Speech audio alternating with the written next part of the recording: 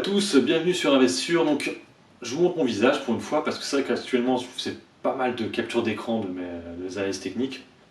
Donc là, du coup, vous voyez une tête. Donc, je n'ai pas 25 ans, j'ai 37 ans quand même. Donc, c'est vrai que physiquement, je fais un peu plus jeune, mais voilà. Et je voudrais vous parler de comment j'ai perdu 500 € à la bourse. Donc, bon, je ne les ai pas vraiment perdus actuellement parce que je suis en moins-value latente de 500 €, on va dire plutôt, sur la société showroompré.com. Et bon, je vais vous expliquer comment j'en suis arrivé là. Donc on va partir par le début. Donc il faut savoir que moi, à l'époque, moi, je faisais de l'analyse, je faisais beaucoup plus les figures que de l'analyse Bollinger, RSI et compagnie. Donc je regardais beaucoup plus les figures de style, c'est-à-dire les épaules tête épaules, les double bottom, les double top et les tasses avec anse, tout ça, des choses comme ça. Je regardais surtout vachement ça. Et pour champré.com, ça m'a joué des tours. Donc, champré.com, moi je suis rentré, je ne suis pas rentré si haut que certains, champré.com, vous voyez sur le graphique, a été introduite à 17 €. Voilà. Là actuellement nous sommes à 2,75 €, vous voyez c'est vrai que pour certaines personnes, j'ai pas perdu tant que ça, mais bon j'ai quand même perdu beaucoup je trouve quand même. Mais bon pour ceux qui sont rentrés à 17 €, je les plains, et même ceux qui sont rentrés à 21 €, c'est assez compliqué. Donc bon, bref, c'est pas pour parler de ça, je parlais de comment j'ai perdu mon argent. Donc, moi, je suis rentré sur la société à peu près 7 €. Donc, je suis rentré dessus comme n'importe quel kidam. C'est-à-dire que j'ai lu la presse qui parle de bourse, donc pour parler citer, c'était les revenus, qui avait annoncé donc Carrefour était rentré au capital. Donc, vous voyez sur la courbe, il y avait eu une espèce de gros gap baissier qui était du fait que des gros déboires qu'avait la maison mère de Conforama, qui était à l'époque actionnaire de showroompré.com. Donc c'est pour ça que ça s'est effondré, c'était en rapport avec ça. Vous voyez ce magnifique gap qui s'est construit. Et après on est descendu très très bas, on était descendu à 6 €, vous voyez. Et après il y a eu l'annonce de Carrefour, donc là elle a remonté à 12 €. Donc, je crois que c'est Carrefour qui a acheté à peu près à ces prix-là, je ne sais plus si c'est 12 ou 13 €. Donc Carrefour a racheté en fait les parts de Conforama. Et après, on a continué à redescendre, et c'est à ce moment-là que moi je suis rentré dessus. On est redescendu à peu près aux 6 € qui était pour moi le support psychologique, on va dire. Je reviendrai aussi par rapport au support et résistance. Au support, et il y avait une possibilité de W, vous voyez, double bottom pour le coup. Et l'erreur que j'ai fait, c'est de ne pas sortir. Voilà, c'est qu'après on est remonté un petit peu. Donc j'ai fait mon achat en lycée, j'ai acheté une première fois à 7 €, une deuxième fois à 6,50 € et une dernière fois à 6 €. Et après on est reparti en hausse.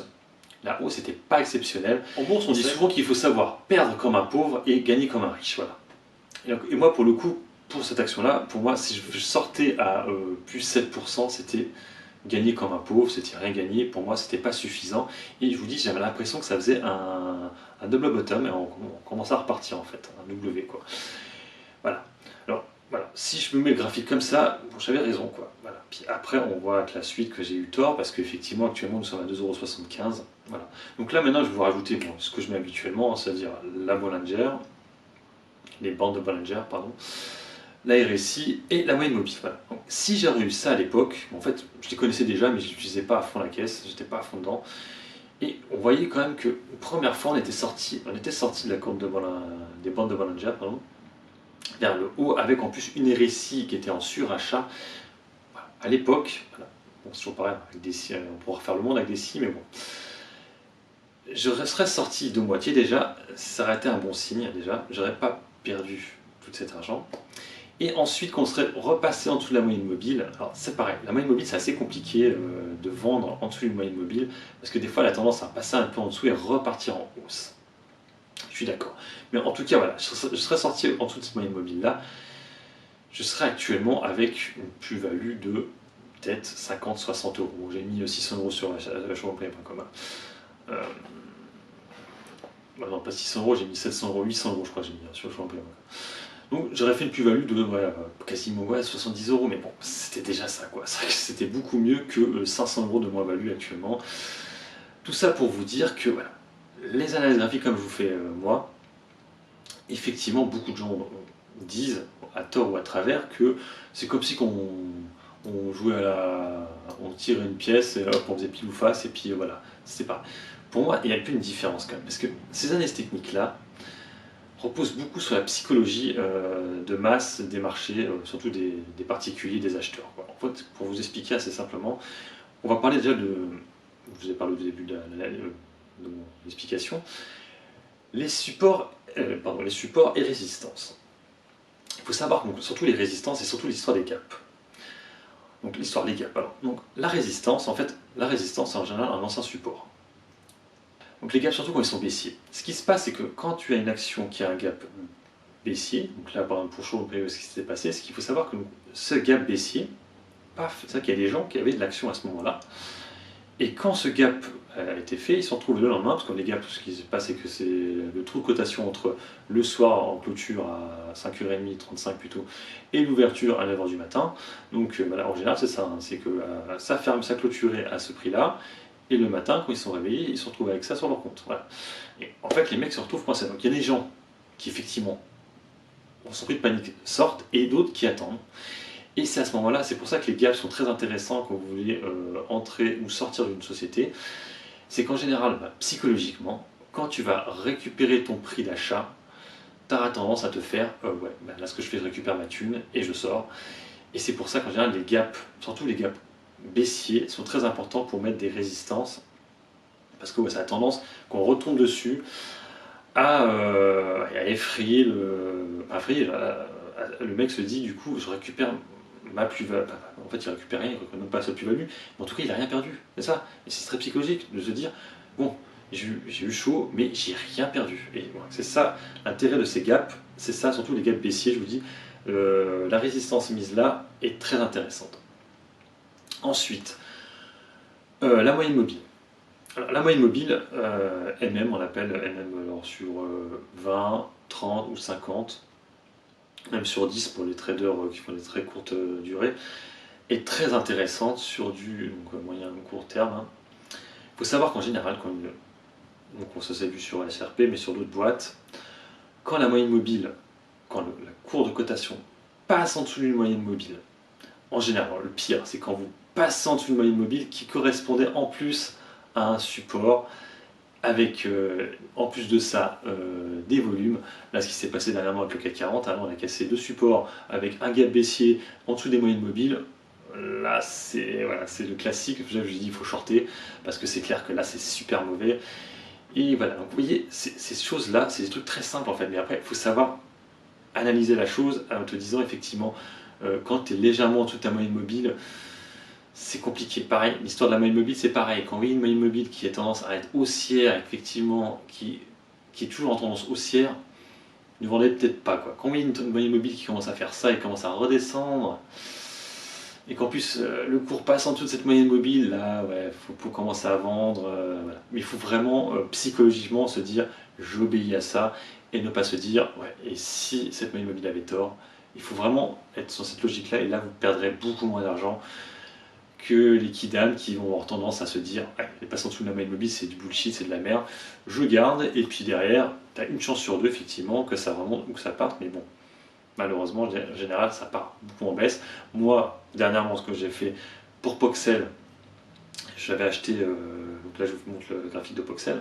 Poxel, donc c'est une société, bon, je vous l'ai déjà dit 50 fois en général, mais les sociétés comme ça, c'est sur du moyen terme, hein, et tout ce qui est société des biotech. Je l'avais acheté sur le tard à 8,50 €, en sachant qu'il y avait les résultats pour moi qui allaient arriver beaucoup plus tard. Donc ils ont annoncé des résultats mi-parcours qui étaient plutôt bons. Hein. Donc elle est montée un peu, donc 8,50 €, on est remonté à 9,10 €, 9,15 €. Et j'ai vu en milieu de journée, j'ai vu qu'il y avait un truc qui n'allait pas. Je voyais qu'elle ne montait pas plus, il n'y avait pas de volume, il n'y avait rien, elle buguait. Bref, donc j'ai vendu une partie déjà là, je me suis dit, je ne le sens pas. Après, on était toujours au-dessus de la moyenne mobile, donc j'ai gardé quelques temps. Et après, un jour, alors je l'ai vu en plus sur le tard, en fin de journée, j'ai vu qu'on était passé en dessous de la moyenne mobile. Ce que j'ai fait, c'est que j'ai vendu. Je suis sorti parce que je me suis dit, en plus c'est de la biotech, je ne comprends pas. Ça baisse, je ne comprends pas. On est passé en dessous de la moyenne mobile, je vends. Et ça, c'est. Là, j'ai vendu à 7,80 €. Là, actuellement, on est à 6,80 €, il me semble. Donc, voilà, au final, voilà. Donc, effectivement, s'il y a une news demain qui annonce une OPA de Ravian, ou je sais plus, Ravian, je crois que c'est, qu'il achète à 7,20 € ou 9,10 € ou 11 €, j'aurais eu tort. Mais au moins, je me suis couché en me disant, bon, voilà, j'ai suivi cette moyenne mobile en me disant voilà, et finalement c'est très rare que tu as tort quoi. Tu vois sur Renault pareil, ma moyenne mobile sur Renault était passée en dessous, j'ai vendu. Après bon c'est un peu compliqué parce que là tout le CAC 40 est en dessous de la moyenne mobile. Donc c'est assez compliqué, tu peux pas tout vendre. Là par exemple, il faut savoir faire des arbitrages. Par exemple, moi j'avais du Renault, vous voyez la courbe pardon. Et voilà. Les résultats de Renault ces derniers temps sont quand même pas bons par rapport à Peugeot, sont même moins bons que Peugeot. Et c'est vrai que j'étais en plus-value. Voilà, j'étais en légère plus-value. Et comme je vous ai dit sur mes analyses graphiques, c'est pour ça que en général je vous parle à chaque fois du CAC 40 au début. Et je vous dis souvent, on est où actuellement, prenez vos plus-values. C'est pour ça que je vous dis ça. J'explique. Parce que par exemple, moi Renault, là j'ai pris la plus-value. Donc j'aurais pu la prendre un peu avant, je l'ai gardé un peu, mais je ne le sentais pas. Effectivement, moi je suis sorti à 57,80 €. Donc j'avais une légère plus-value, je l'avais acheté à 56 €. Bon, voilà. Mais parce qu'on était bon, passé en dessous de la moyenne mobile, les résultats n'étaient pas bons, la société. L'embrouille avec Nissan qui commence à perdurer, qui ne sent pas bon. Carlos Ghosn, il y a de plus en plus de casseroles. L'alliance avec Mitsubishi aussi qui a tendance aussi à bugger. Ça faisait beaucoup trop de trucs qui faisaient que pour moi, ça ne pouvait pas continuer à aller à monter. En plus, un 440 qui se pète la gueule, à un moment donné, il faut savoir faire un arbitrage et te dire laquelle penses-tu qu'il va continuer à monter. Renault avec tous ces problèmes qu'elle a actuellement, ou du coup moi je suis passé chez Total, ou au moins Total, vous voyez le graphique, elle aussi quasiment pas Total. Effectivement elle a tendance un peu baissière actuellement, mais pas plus que ça. Elle va peut-être redescendre à 35 € si le CAC 40 continue à se péter la gueule, mais bon c'est pas si grave que ça. Il y a un dividende qui tape. Vous avez 3 dividendes qui tombent par an, c'est pas comme les dividendes comme Renault, comme AXA, comme Sanofi qui tombent en une fois, c'est-à-dire que du coup tu perds en plus toute la valeur du dividende, c'est-à-dire que là, Renault, si vous l'achetez là actuellement, donc là elle a 56 € et des poussières, ils vont retirer 3,55 € de sa cotation, donc c'est-à-dire qu'elle va être encore plus basse, donc à la limite, moi je serais vous, j'attendrais que le dividende soit tombé pour racheter Renault à ce moment-là, quoi. Voilà quoi. Donc tout ça pour, je m'égare un peu, tout ça pour vous dire que voilà, mettre en place la logique que je vous explique de mettre des courbes de les bandes de Bollinger, la moyenne mobile, plus la RSI, sur du swing trade. Alors pareil, c'est pas pour l'intraday que je vous parle, hein, ni pour du scalping, c'est pour l'investissement long terme ou moyen terme, voire court terme, mais pas très court terme. Voilà. Mais voilà, en tout cas, voilà. Et après, il faut vraiment s'y tenir. C'est ça le truc le plus dur, c'est ça vraiment, c'est psychologique la bourse. Il faut savoir s'y tenir. C'est comme les investisseurs qui font que acheter et qui ne vendent jamais. C'est le même genre de délire. À part que là, l'avantage, c'est que vous ne mettez pas à chaque fois de l'argent. C'est-à-dire que là, vous allez sortir de vos positions pour les racheter moins cher et du coup gagner de l'argent sans devoir à chaque fois remettre de l'argent tous les mois en bourse. Parce qu'il y a des fois tu peux et des fois tu peux pas. Et quand tu peux pas, c'est peut-être à ce moment-là où du coup que le marché se pète la gueule et du coup tu n'as pas de thunes. Alors que si tu es sorti de tes positions avant et que ça se pète la gueule, tu as vu que ça allait se péter la gueule légèrement avant et du coup tu achètes à ce moment-là, c'est là où tu as tout gagné, quoi. Donc il faut savoir que au mois de mai, il y a un dicton boursier qui dit qu'il faut vendre en mois de mai et en venir octobre. Voilà. Et c'est vrai qu'en général, je vous ai mis là un tableur avec les progressions du CAC 40 pendant la période de mai à octobre et la période d'octobre à avril.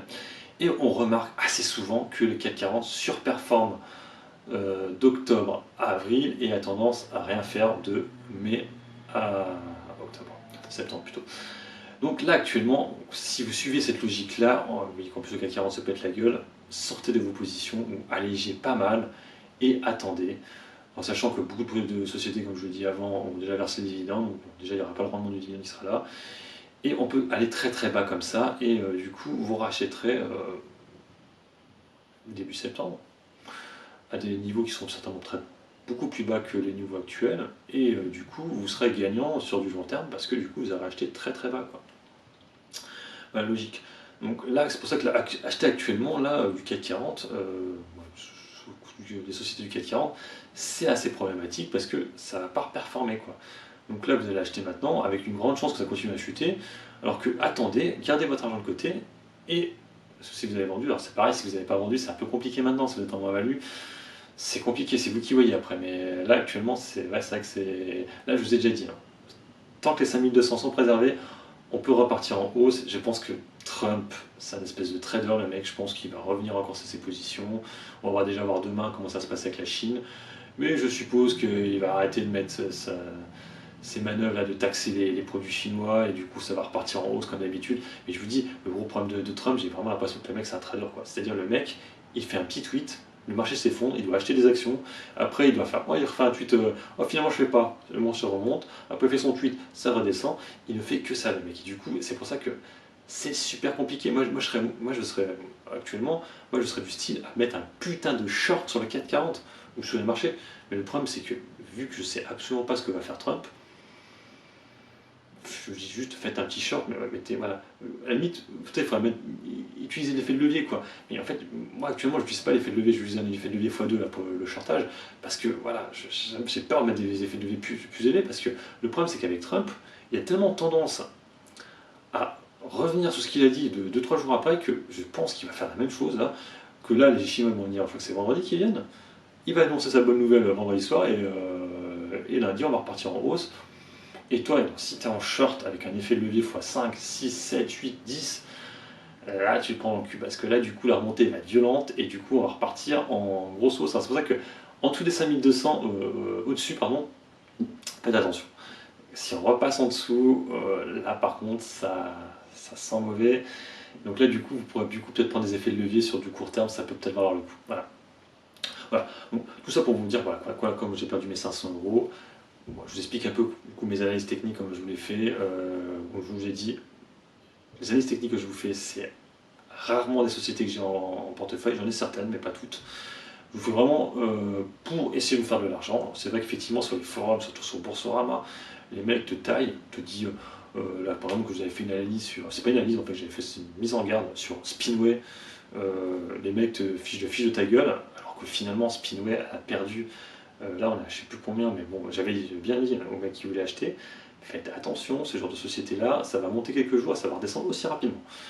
J'ai fait ma vidéo, derrière, plein de gens sont tombés dessus. Ouais, tu dis n'importe quoi, ah, j'ai bien rigolé, c'était bien marrant et tout.